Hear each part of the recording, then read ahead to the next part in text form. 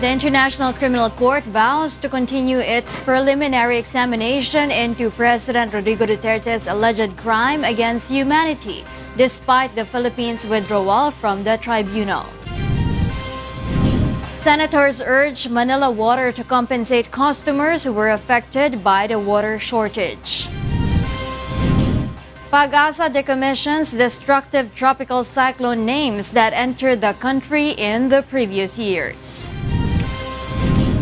And Asia's sole Supreme Casey Tandingan all set for her Supreme concert in Dubai.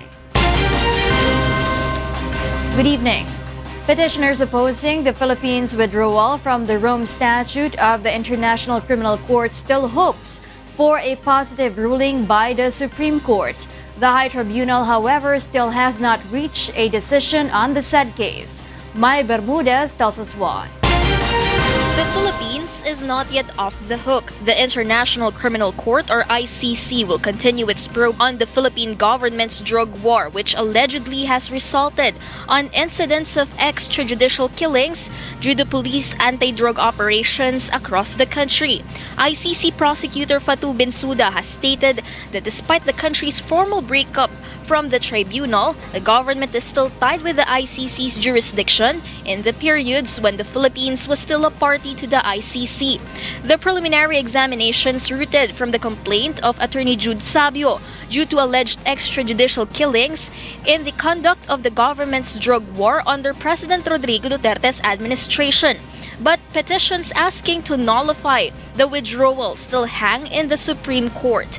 Petitioners such as the Philippine Coalition for the International Criminal Court pointed out that Senate concurrence is needed before a country could formally leave the treaty, a matter denied by the executive branch. Umaasa pa rin kami na magkaroon nga ng decision ng ating Korte Suprema dun sa mga nahaay naming petition. Hiningin sabihin ng Korte Suprema na ineffective nga yung withdrawal kasi wala po itong basbas ng ating Senado. Presidential spokesperson Secretary Salvador Panelo meanwhile said prosecutors found to be continuing the probe will be deported. Earlier, Panelo said it seems Bensouda has a different agenda. It has been politically persecuting heads of the states. We have shown to the world that 3 presidents have been subjected to the machineries provided by the Constitution relative to ousting them with respect to certain abuses they have committed. And we have demonstrated that. During preliminary examinations, the prosecutor will determine under which jurisdiction the investigation into the crimes in the Philippines falls. In case a probable cause is seen, Bensouda may ask for authorization from the ICC's pretrial chamber as to whether or not they must proceed to a preliminary investigation on the case. May Bermudez, UNTV News and Rescue, Manila. Malacañang says the international organization such as the International Criminal Court or ICC appears to have conspired against President Duterte. Rosalie Cos explains why. Presidential spokesperson Salvador Panelo pointed out the International Criminal Court or ICC's push for its preliminary examination against President Rodrigo Duterte is an act of political persecution. He also stated that there seems to be a conspiracy among international organizations to tarnish the image of the Philippine president before the international community. These groups criticized the policies of the Duterte administration, particularly the anti-drug war, according to Secretary Panelo. International organizations appear to have conspired against this president. What? They opt to believe what they've been receiving from this source, the Philippines, false stories about the situation in this country. Though the palace official did not provide particular details, these groups, he said, have similarities. They base their allegations on news reports. So, of course, they are getting the information from the critics and detractors of the president. When these people issue statements and our newspapers print it, that's their basis. And they believe that hook, line, and sinker. Thank you, So unconsciously, they appear to be in conspiracy. Hindi nila siguro alam, parang yun ang lumalabas. Meanwhile, the palace also stands firm that the ICC people will be deported if they visit the country and proceed with their investigations, including ICC prosecutor Fatou Bensouda. The presidential spokesperson made the statements during a press briefing in Malacañang today. Rosa Licoz, UNTV News and Rescue, Malacañang. Some senators asked Manila Water to unilaterally implement water rate reduction amid the water shortage experienced in some parts of Metro Manila. Meanwhile, the Metropolitan Water Works and Sewerage System insists the Kaliwa Dam project will resolve the water crisis in the country. Nel Maribohok explains why. Local government officials in Mandaluyong City have expressed upset over the water shortage being experienced by their constituents. Talagang wala akong tubig. Yun ho yung unang naapektuhan. Kaya ho ang ginawa ho namin, nagpatawag ho ng meeting aming mayora, lahat ho ng fire volunteer ho namin nagsama-sama. Kasi talaga ho nag-aaway-away na ho yung mga tao kasi hinaharang na ho yung fire truck. But according to Manila Water, they have done their part to help the community. Manila Water President and CEO Ferdinand de la Cruz said they have deployed 30 water delivery trucks to provide water in affected areas. De la Cruz admitted, however, this is not enough to counter the water shortage. I have instructed our team to look for ways to see how we could help for services not rendered in the affected communities. Meanwhile, Senator Panfilo Lacson scrutinized the status of the Cardona treatment plant in a Senate probe today. The project was supposed to be completed in December last year, but it remains unoperational to date after delays in its completion. The project had been expected to counter water shortage during El Nino. That was running in December 2018. We could not have drawn water from the Lamisa Dam. Senators also asked Manila Water to unilaterally adjust their water rate for the benefit of its consumers. But on this, water regulator MWSS said, that's part of the things that we plan on doing is kung pwede, this month we'll mag-charge muna. According to Senate Committee on Public Services Chairperson Grace Poe, the water concessionaire should give compensations to those who have been affected by the water crisis. Imposibleng wala dapat kompensasyon sa mga nangunsumo. Diba? Dahil tayo yung nangungonsumi talaga ngayon. So pati yung local government, ang laki na ng gastos nila. Meanwhile, the MWSS insists it is high time to kick off the Kaliwa Dam project, which is part of the Duterte administration's new centennial water source. The Kaliwa Dam is expected to supply 600 million liters per day of water. MWSS top officials emphasized that a Japanese firm's proposal on the dam project can no longer be considered, although the offer is much cheaper. The project has already been approved by the President and we cannot do anything anymore about it.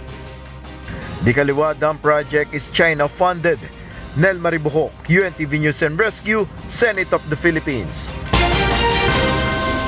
Malacañang says the Philippines' loan agreement with China on the Kaliwa Dam project may be revisited if found onerous.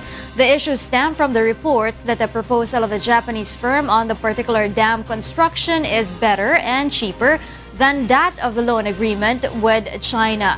Presidential spokesperson Salvador Panelo said he will engage with concerned government agencies, including the National Economic Development Authority or NEDA, regarding the said issue. It is possible for President Duterte to cancel the agreement if the Philippines will not benefit from it. If the advantage is so clear,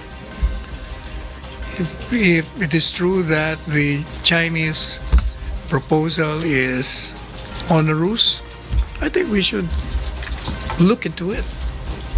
I think that should be thoroughly studied if the claim of the Japanese is true or not. Kasi we don't know exactly baka.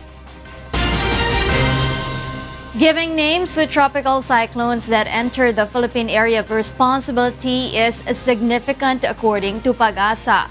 But some of the names used before are not used anymore. Ray Pelayo tells us why. Is your name Amang, Betty, Chedeng, or Dodong? These are some of the names of tropical cyclones that have entered and will enter the Philippine Area of Responsibility or PAR in 2019.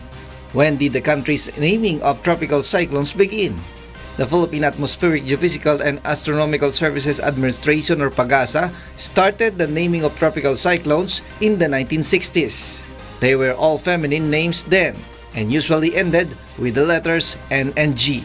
Examples are the names Unzang in 1988 and Rusing, which hit Metro Manila and nearby provinces in 1995. But since the issue of gender bias was raised, PAGASA decided to form new sets of names in 1999. 4 sets of names for every 4 years were created. These names were sourced out from the public through the Name a Bagyo contest in 1998. The names begin with the letters in the English alphabet excluding the letter X. Yun na yun, fixed na meron tayong roster na pwede nating ulitin after 4 years. At kapag meron na lamang mga destructive na mga bagyo, dun pa lamang natin papalitan yung pangalan na yun. A typhoon name is decommissioned if it causes at least 1 billion pesos worth of damages with at least 300 deaths. PAGASA replaces the names of destructive tropical cyclones to avoid confusion among the public. An example is the name Yolanda, one of the most powerful tropical cyclones ever recorded that devastated the Philippines in 2013. Kilala naman natin si Yolanda as parang malakas na bagyo.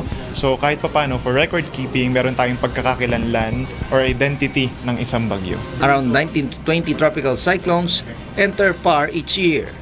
Aside from the sets of 25 names, there are 10 auxiliary names for each set that can be used in case more typhoons visit PAR.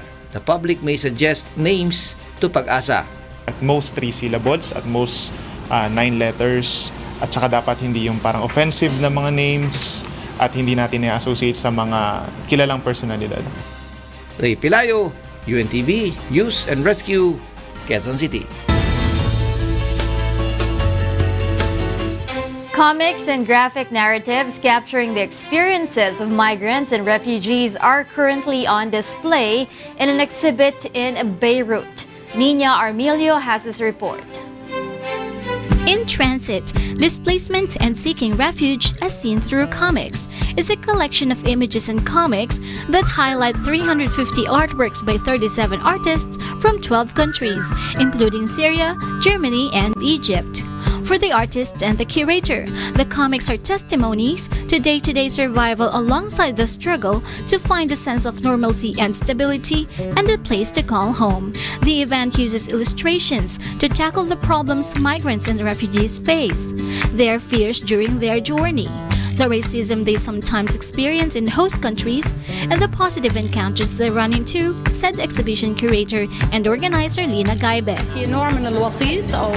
It is a kind of an artistic medium that can express stories and important serious subjects that the country is dealing with or that are happening in the whole region, in a way that is different from how we usually receive information. An illustration depicting refugees wearing orange life vests is on display, an unimaginable concept to some, but a reality for others. Syrian visual artist Diala Brisley uses the platform to focus on children affected by the crisis in Syria, especially the ones who lost access to education. We surely cannot make a big change and achieve this utopia and all this kind of talk, but at least we need to continue trying to resist in order to create this balance. Even visitors can see through the eyes of the artists through their artwork. It's super nice to see it this way through comics because it's so personal. You get very personal insight into the artist's interpretation of this whole situation. The event, organized and curated by the Mutaz and Ladasawa of Arabics Comics Initiative, opens from March 11th until March 24th at the Beirut Museum and Urban Cultural Center in Lebanon. Nina Armilio, UNTV, News and Rescue. Welcome back to Y News. We pick up from where Rina Villamor Camara left off. I'm Angelo Castro III, and here are the headlines. LTO is set to possibly impose additional fees for double and bigger sizes of number plates on motorcycles. Administration senatorial bets lead the latest Pulse Asia survey. Forced demolition begins on illegal structures in Boracay beachfront. And the Health Department introduces a vaccine against mosquito-borne Japanese encephalitis. The Land Transportation Office plans to impose additional payment for the application and processing of bigger motorcycle plates following the enactment of the Motorcycle Crime Prevention Bill. Joan Nano tells us why.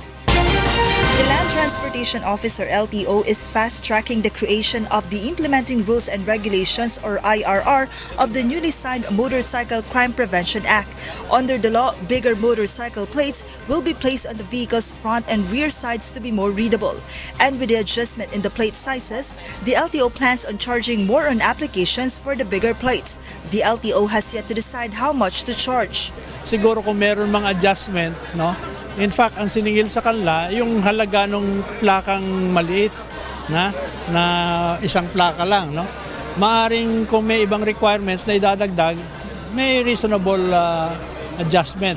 Earlier today, Senator J.V. Ejercito, along with the LTO, called on motorcycle riders group and manufacturers to tackle their concerns and sentiments on the implementation of the new law. According to some motorcycle manufacturers, there are no motorcycles designed for the mounting of two plates. They argued that the 225mm by 200mm size of a motorcycle plate is the standard size and is the safest for motorcycles. For the safety concerns, no current motorcycle in the Philippines are designed to support the 225 by 200 front and rear plate.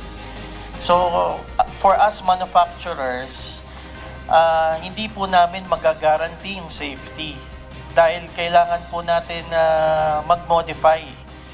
The manufacturers also said it is better to use a decal or stickers for the front plate instead of using metal plates. Senator Ejercito and the LTO committed to consider their concerns. Apart from safety issues, the riders are also complaining about the stiffer penalties to be imposed on those who violate the law, where a penalty of 50,000 to 100,000 pesos or a 6 months to 6-year imprisonment will be imposed on violators. Senator Ejercito vowed to file an amendment on the said provision of the law to give consideration to the riders' points. The motorcycle riders assures they are ready to abide by the law as long as it is reasonable and will not compromise their safety. We will, comply with the law as long as the law is sensible. So yung naging problema kasi dito is a little bit haphazard yung pagpasa ng bill. There were so many contradicting clauses. Parang hindi man lang naaral kung ano talaga ang motor. Joan Nano, UNTV News and Rescue, Pasay City.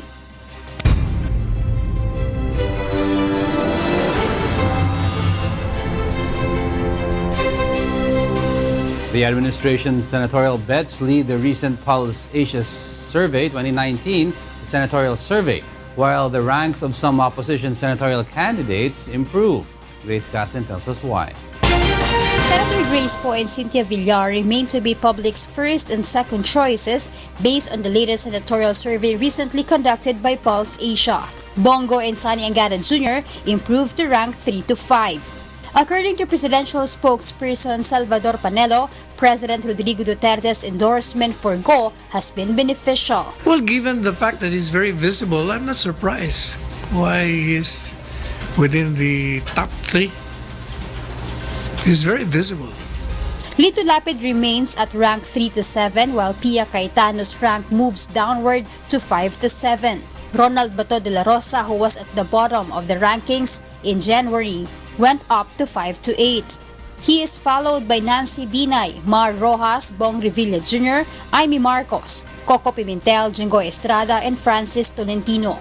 The administration's bet and allies are among those in the top 12. Yung tiwala at pagmamahal ng mga tao nandun pa rin. Nagpapasalamat din tayo sa latest survey. Meanwhile, the ranks of some opposition senatorial candidates improved in the recent survey. Among them are Erin Tanyada, Samira Gutok, Chel Jokno, and Romy Makalintal. Gutok said they will continue their door-to-door campaigning for the voter to know them better. We are appealing to the public to know and get to know. Chel Jokno, on the other hand, admits He still has a long way to go to enter the top 12. Little by little, pero kayod lang ng kayod. Hugpong ng pagbabago campaign in Tacloban, while Ocho Derecho went to Cavite today. Grace Cassid, UNTV News and Rescue. There are some Filipino voters who do not believe in election surveys. For them, it is easy to know the background of an election candidate, so they never rely on such surveys. Monokson will tell us why. Election surveys are everywhere these days. They are said to reflect the public's choice as well as the public's dislikes. But do Filipinos believe in the results of election surveys? Hindi po kasi palagi taon-taon may mga survey, hindi naman nasusunod po yun. Nasa tao na po yung napupusuhan nila. Hindi ba taong bayan naman ang nasusunod dyan? Actually, hindi ako naniniwala doon eh. Bakit po? Kasi parang gawa-gawa lang yun. Saan ka naman kukuha ng ganong survey na ano? Background check. Tinitingnan ko yung mga achieve, yung mga ano niya. Mga nagawa. No, I don't rely. Kasi nga nagbabasa ako kung ano yung talagang kapasidad ng isang kandidato. Ako yung namimili talaga. Kinikilatis ko talaga yung mga talagang gusto kong botohan. Di siguro lahat ng kasi yung iba gawa-gawa na lang nila yun para masabi na nangunguna. On the other hand, politicians say, yes, ang survey kasi isang mind conditioning yan eh. Hindi naman tayo nagsasabi na merong konting dyan. Pero sa observation natin, talagang ginagawa yan para sa mga botante na i-condition yung mind nila, ha? Hindi, ang survey, gabay yan ng kandidato. Dapat hindi yan gabay ng botante. Ang botante may sarili dapat siyang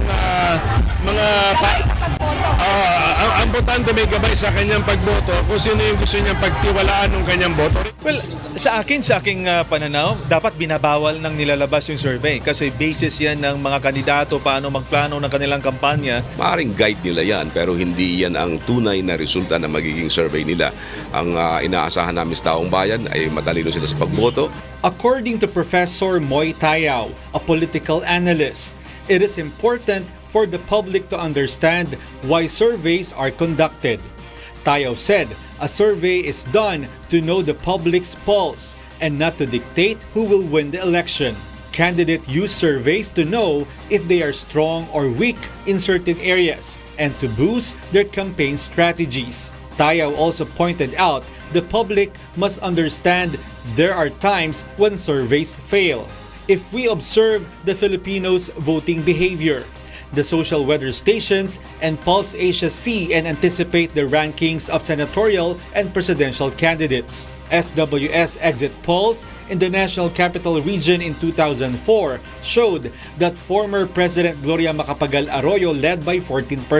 But in the actual election results, Fernando Poe Jr. won in the NCR.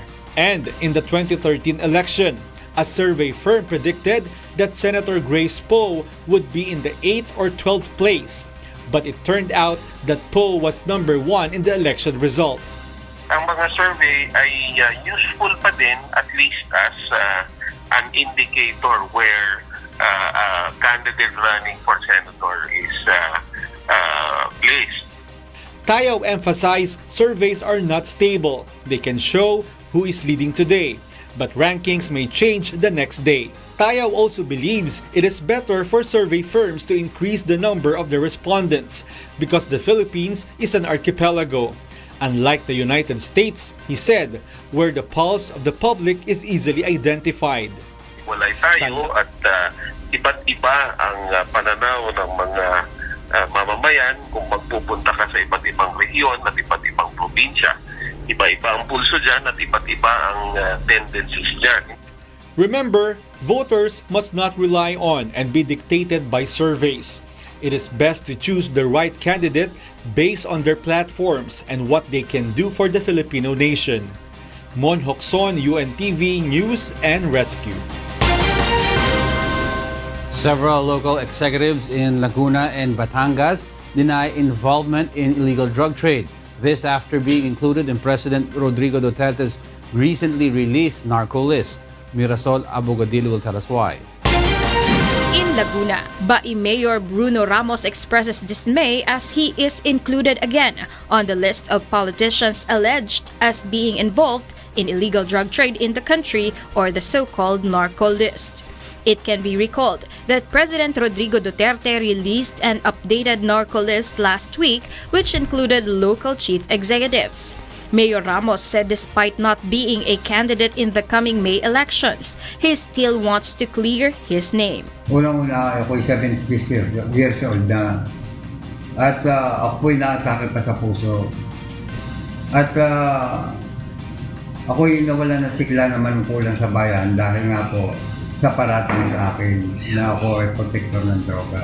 In 2017, his police power was removed after his name was included on the president's narco list that year. San Pablo City Mayor Loreto Amante meanwhile awaits charges against him so that he could answer allegations in the proper forum, he said. Ako po, taas mo na kumakarap sa inyo, mata sa mata, na kailanman hindi po natin ginawa yan.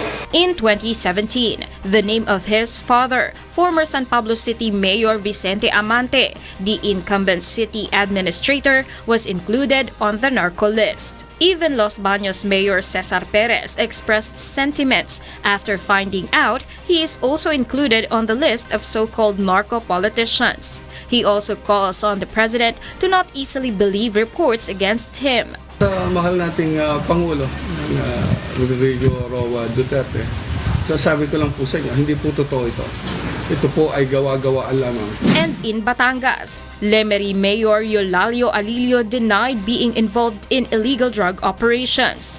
Despite allegations, his efforts go on, he said. Medyo nakalawang moral. Pero sabi ko naman sa akin, diretso ang campaign natin. Mayor Alilio even cited no crimes have been recorded in his town for over 4 months. Awardee ako ditong National Anti-Drug Abuse Council sa Performance Award. 95%. Tapos ang aming barangay Anti-Drug Abuse Council, almost finished na kami, sa drug clearing kami. At may certification ng mga PIDEA. 35 mayors are included on President Duterte's latest narco list. Mirasol Abugadil, UNTV, News and Rescue. Authorities believe the slaying of Cebu teen Christine Lee Silawan has been solved. Meanwhile, the victim's family continue to hope for justice. Lea Ilagan will tell us why. The Philippine National Police or PNP considers the killing of Christine Lee Silawan solved.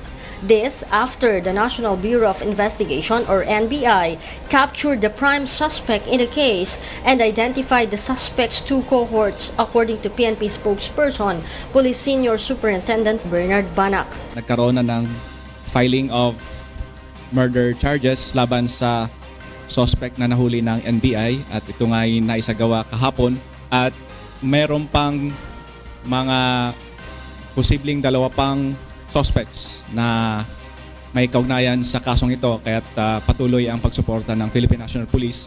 Masasabi na natin ngayon na the murder case is solved but not yet closed. Banak also confirmed the motive of the killing. Well, base doon sa naipahayag na ng NBI ay nagkaroon sila ng impormasyon na ito ay crime of passion dahil sa relasyon niya nung suspect doon sa biktima.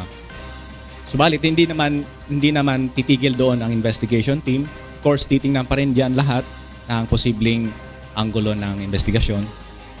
Based on the CCTV footage retrieved by the NBI, the victim was with the suspects before the commission of the crime.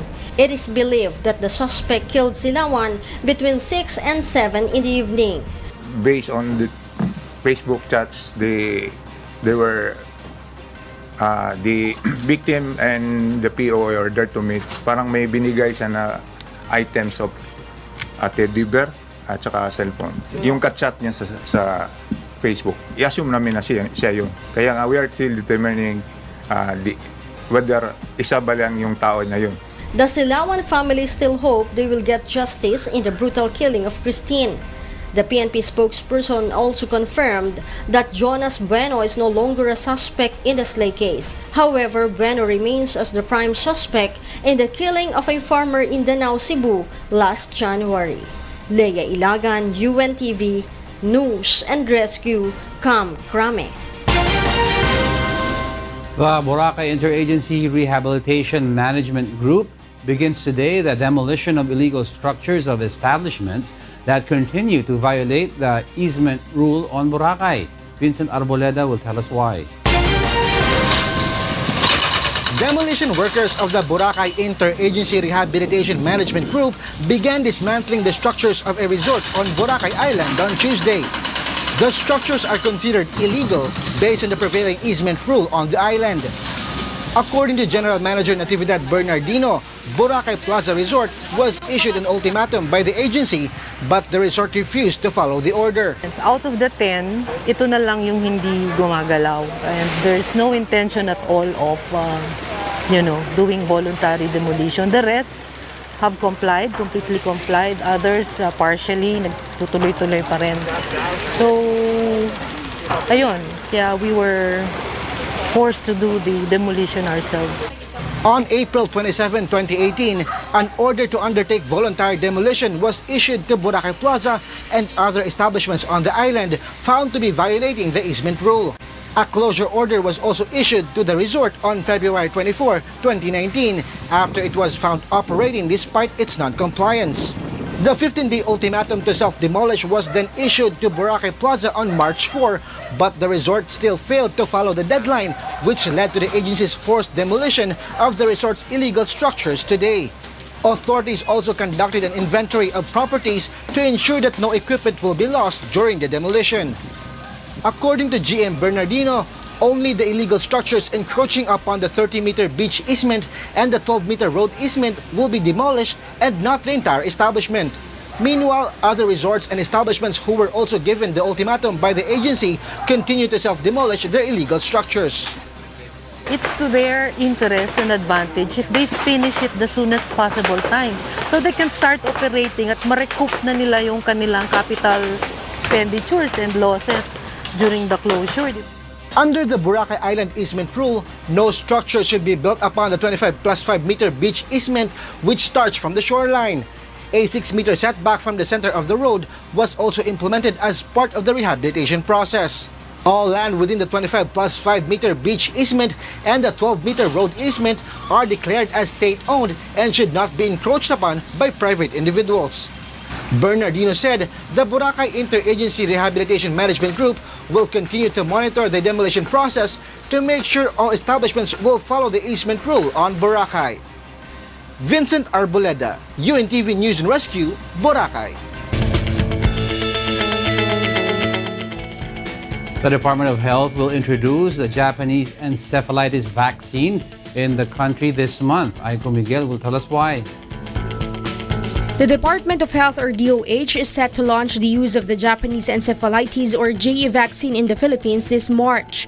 The Health Department said this is particularly in areas with high JE cases like the Ilocos region, Cagayan Valley, the Cordillera Administrative Region, and Central Luzon. The DOH wants the public to understand the importance of Japanese encephalitis vaccine to prevent its transmission.